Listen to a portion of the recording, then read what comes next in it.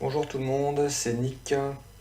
Aujourd'hui, je voudrais faire une petite vidéo pour vous présenter un homme qui est dans le sillage de Donald Trump, à savoir Carly Khan, qui vient d'être nommé en décembre conseiller spécial à la régulation financière et bancaire par le nouveau président Donald Trump. Donc Donald Trump qui est le 45e président des États-Unis, qui vient d'être investi qui vient en fait d'être reconnu comme le futur président des États-Unis et qui prendra son poste en janvier.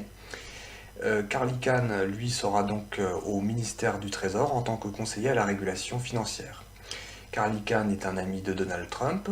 Carly Khan est un homme d'affaires qui a 80 ans à peu près, qui est né en 1936 à New York, dans le quartier du Queens. C'est un milliardaire américain qui a une fortune très importante, évaluée à 20 milliards de dollars par le magazine américain Forbes. Carly Khan a des actions dans tout un tas de grands groupes bien connus, tels que eBay, PayPal, Apple. Il participe, comme on dit, au conseil d'actionnaires de très grands groupes. Il est lié à Time Warner, également au groupe Apple, à Xerox, également à l'univers d'Hollywood et de sociétés de cinéma.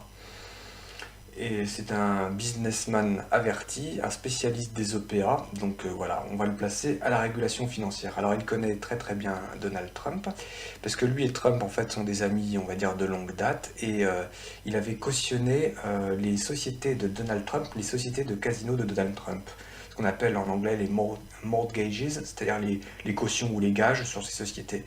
Quand Donald Trump a fait faillite avec ses casinos, et notamment avec le Taj Mahal, Carly Khan a été appelé tout simplement à rembourser en fait les dettes de Donald Trump, à éponger les dettes. Et donc on pourrait dire qu'à titre de renvoi d'ascenseur, Donald Trump a nommé Carly Khan au gouvernement comme conseiller de la régulation bancaire. Et alors là où la nouvelle nomination est très intéressante, c'est que Donald Trump a donc élu à la régulation financière et bancaire quelqu'un qui lui est opposé à un certain nombre de principes de régulation. Et je voudrais donc revenir sur ce qu'on appelle le Dodd-Frank Act et le Glass-Steagall Act. Alors il faut savoir que l'ancien président Bill Clinton était revenu sur le Glass-Steagall Act, qui est en fait une loi, on va dire, pour faire simple, une loi américaine qui prévoyait la séparation des banques de dépôt des banques, on va dire, des banques spéculatives, des banques d'investissement, on va dire comme ça. Et que ça avait fait un tel scandale de la part que Clinton en fait revienne sur le Glass-Steagall Act, que par la suite, par le Dodd-Frank Act, on avait justement reséparé les activités de banque de dépôt de banque d'investissement.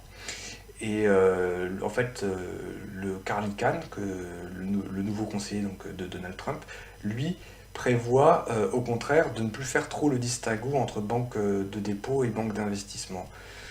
Ce qui en fait est plutôt mauvais signe pour les gens et peut laisser penser que les gens se feront rincer par le système bancaire qui probablement peut s'effondrer. Enfin, on avait vu ça quand même avec la crise de 2007-2008 avec Lehman Brothers et compagnie. Il faut savoir que Carly Khan était lui-même, je crois, actionnaire de la Lehman Brothers et qu'il demandait à l'époque des comptes sur la gestion donc, de la Lehman Brothers, et qu'il y a des bruits de couloirs qui circulent pour expliquer que Carly Khan avait racheté des actifs donc, de Lehman Brothers qui ensuite étaient en faillite. Voilà, bon, ça c'est des bruits de couloir.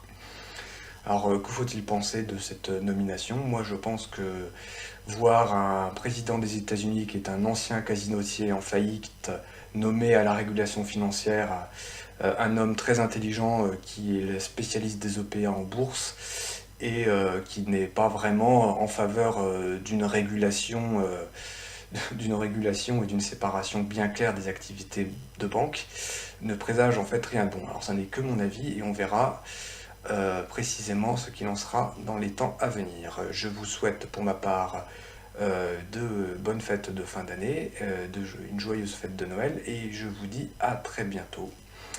Bonne journée, au revoir.